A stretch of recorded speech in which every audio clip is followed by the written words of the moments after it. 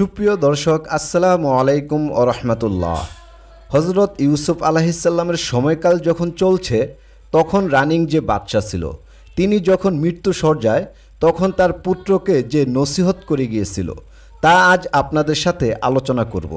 তার পাশাপাশি ইউসুফ আলাইহিসসালামকে নিয়ে আলোচনা করব। আজকের ভিডিওটি খুবই গুরুত্বপূর্ণ এবং ইন্টারেস্টিং হতে চলেছে। আপনারা সম্পূর্ণ ভিডিওটি একটুও স্কিপ না করে শেষ পর্যন্ত দেখুন। আর আপনি যদি এই চ্যানেলে নতুন হয়ে থাকেন তাহলে চ্যানেলটি সাবস্ক্রাইব করে পাশে থাকা বেল বাটনটি অল প্রেস করে দিন। আর আপনাদের জন্য বরাবর একটি কথাই বলবো, নামাজ বাদ দিও না বন্ধু, এপারের চেয়ে ওপারের জীবন অনেক সুন্দর। তাহলে বন্ধুরা ভিডিওটি শুরু করা যাক। শিশুবেলায় ইউসুফ আলাইহিসসালামকে মিশরের পুতিফার লালন পালন করেন। পুতিফার ইউসুফ আলাইহিসসালামের নাম রাখেন ইউজারসিফ। একদিন পুতিফার ইউসুফ আলাইহিসসালামকে বাদশাহর দরবারে নিয়ে যান এবং বাদশাহর সাথে ইউজারসিফ সম্পর্কে আলোচনা করেন। তারপর বাদশাহ শিশু ইউসুফ আলাইহিসসালামকে বলেন, খুবই ভালো ইউজারসিফ। পুতিফার দাবি করেন, তুমি সূক্ষ্ম বিষয়ে পারদর্শী।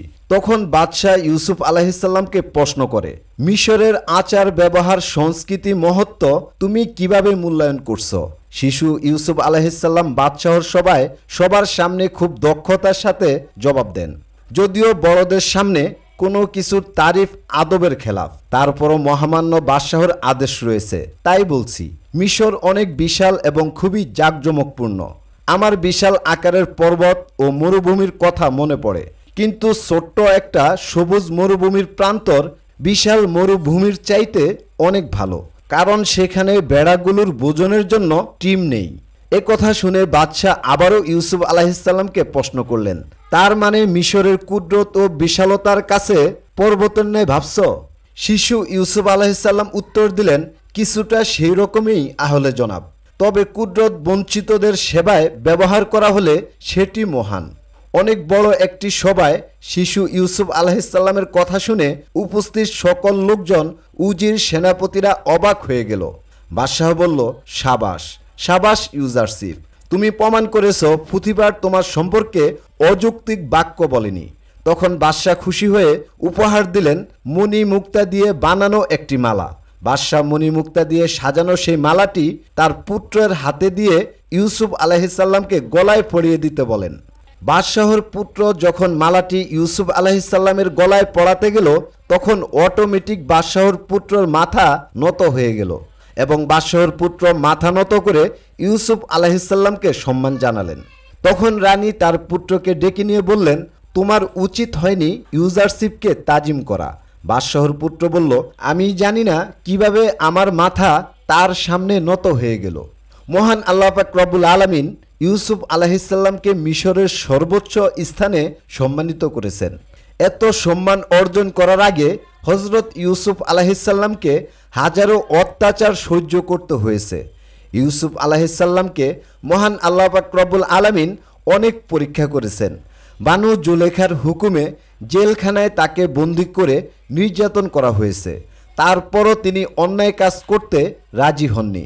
সকল পরীক্ষায় তিনি উত্তীর্ণ হয়েছিলেন। মৃত্যু শয্যায় বাদশাহ তার পুত্রকে বলেন, আমি যা বলছি তা ভালো করে শুনবে। তোমার আম্মাজান আমনের ভক্ত এবং খুবই একরোখা। সে রাষ্ট্রীয় কাজে কোনোভাবেই যেন হস্তক্ষেপ করতে না পারে। আমাকে মমি করার পর আমি যে কবরটা তৈরি করেছি সেখানে আমাকে দাফন করবে, কিন্তু আমনের কোনো কিছু আমার সঙ্গে দিয়ে দিবে না। কারণ হলো এই যে আমি আমন খোদাকে বিশ্বাস করি না। তোমার আম্মাজানকে সম্মান করবে কিন্তু কখনোই বিশ্বাস করবে না। তখনকার সময় মিশরের লোকেরা মূর্তি বানিয়ে তাকে আমন খোদা নামে উপাসনা করত এবং তাদের উপাসনালয়ে যারা খাদেম ছিল তারা মানুষকে ভুল ব্যাখ্যা দিয়ে বোকা বানাতো এবং তারা ইউসুফ আলাইহিসসালামের মুজিজাপূর্ণ সকল কাজকে মিথ্যা, বানোয়াট ও জাদু বলে সকল মানুষকে বুঝাতো। কিন্তু বাদশাহর পুত্র যখন বাদশাহ হন তখন তিনি ইউসুফ আলাইহিসসালামের স্বপ্নের ব্যাখ্যা বিশ্বাস করেন এবং ইউসুফ আলাইহিসসালামকে ক্ষমতা প্রদান করে মিশর পরিচালনা করার দায়িত্ব দেন এবং ইউসুফ আলাইহিসসালাম নিষ্ঠার সাথে কাজ করে তার দক্ষতা প্রমাণ করেন। তারপর বাদশাহ নিজে ইউসুফ আলাইহিসসালামের কাছে একাত্মবাদী খোদা মহান আল্লাহ পাক রব্বুল আলামিনের উপর ঈমান আনেন এবং রানী জুলেখাকেও তিনি হযরত ইউসুফ আলাইহিসসালামের কাছে নিয়ে আসেন এবং বিয়ে দেন। আমন খোদাকে বিশ্বাসকারী যারা ছিল তারা খুব চতুর, বুদ্ধিমান ও ক্ষমতাসীন ছিল। তাদের ক্ষমতার সাথে পেরে ওঠা খুবই মুশকিল ছিল। আমন খোদার উপাসনালয়ে যারা ছিল তারা সবসময় ইউসুফ আলাইহিসসালামকে মেরে ফেলার চেষ্টা করে, কিন্তু ইউসুফ আলাইহিসসালাম ধীরে ধীরে তার দক্ষতা দিয়ে আমন খোদার অনুসারীদেরকে ইসলামের পথে নিয়ে আসেন। মিশরের লোকেরা ইউসুফ আলাইহিসসালামের দক্ষতা ও সততা দেখে তাকে বিশ্বাস করতে শুরু করে। ইউসুফ আলাইহিসসালাম যখন যা করতেন সকল কিছু বাদশাহকে জানিয়ে করতেন, কোনো কাজ বাদশাহকে না জানিয়ে করতেন না। বাদশাহ সবসময় ইউসুফ আলাইহিসসালামকে নিয়ে চিন্তিত থাকতেন, কারণ আমন খোদার বিশ্বাসীরা যে কোনো সময় ইউসুফ আলাইহিসসালামের উপর আক্রমণ করতে পারে। হযরত ইউসুফ আলাইহিসসালাম যখন থেকে মিশরের দায়িত্ব পান তখন থেকে মিশরের ফসল সমৃদ্ধি আরও অনেক গুণে বাড়তে থাকে। মিশরে যখন আমন খোদার ইবাদত করা হতো, আমন খোদার উপাসনাকারীর একজন বড় একটি মূর্তির ভিতরে গিয়ে কথা বলতো। তাতে করে মিশরের লোকেরা বুঝতো আমন খোদা কথা বলতে পারে এবং সব কিছু দেখতে পারে। মূর্তির ভিতর থেকে কথা বলার সময় তারা সাধারণ মানুষের কাছে অর্থ চেয়ে নিত। এভাবে আমন খোদার ইবাদতখানায় অর্থ সম্পদে ভরে গিয়েছিল।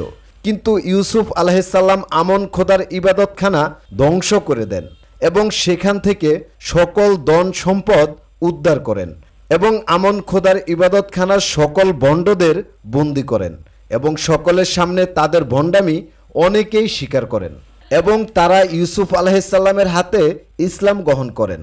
আবার অনেকেই আমন খোদার অনুসারী হয়ে বন্দি জীবন পার করেন। এভাবে হযরত ইউসুফ আলাইহিসসালাম মিশরে মহান আল্লাহ পাক রব্বুল আলামিনের ইসলাম প্রচার করেন। তবে ইসলাম প্রচার বন্ধ করার জন্য যুগে যুগে অনেক রাজা, বাদশাহ ও ক্ষমতাশীল লোকেরা চেষ্টা করে গেছে। বর্তমানেও ইসলামকে ধ্বংস করার জন্য অপপ্রচার চলছে। তবে বর্তমানে মুসলিমরা মহান আল্লাহ পাক রব্বুল আলামিনের হুকুম আহকাম মেনে চলার চেষ্টা করছে। এখন সর্বসময় মুসলিমরা ইসলামের দাওয়াত ঘরে ঘরে পৌঁছে দিচ্ছে। বর্তমানে বিশ্বের অনেক জায়গায় মুসলিমদের উপর নির্যাতন চলছে। শত অন্যায়, অত্যাচার, নির্যাতন সহ্য করে মহান আল্লাহ পাকের উপর বিশ্বাস রেখে মুসলমানরা ধৈর্য ধরে আছে। এখানেই শেষ নয়। ইউসুফ আলাইহিসসালামের পিতা হযরত ইয়াকুব আলাইহিসসালাম সহ তার পরিবারের সকল সদস্যদের মিশরে থাকার জন্য অনুরোধ করেন। শিশুবেলায় ইউসুফ আলাইহিসসালামের ভাইয়েরা যে অন্যায় করেছিল তা তারা সবার সামনে স্বীকার করেন এবং ইউসুফ আলাইহিসসালামের কাছে ক্ষমা প্রার্থনা করেন। হযরত ইউসুফ আলাইহিসসালাম সকল ভাইদের ক্ষমা করে দিয়ে তার সাথেই রাখেন।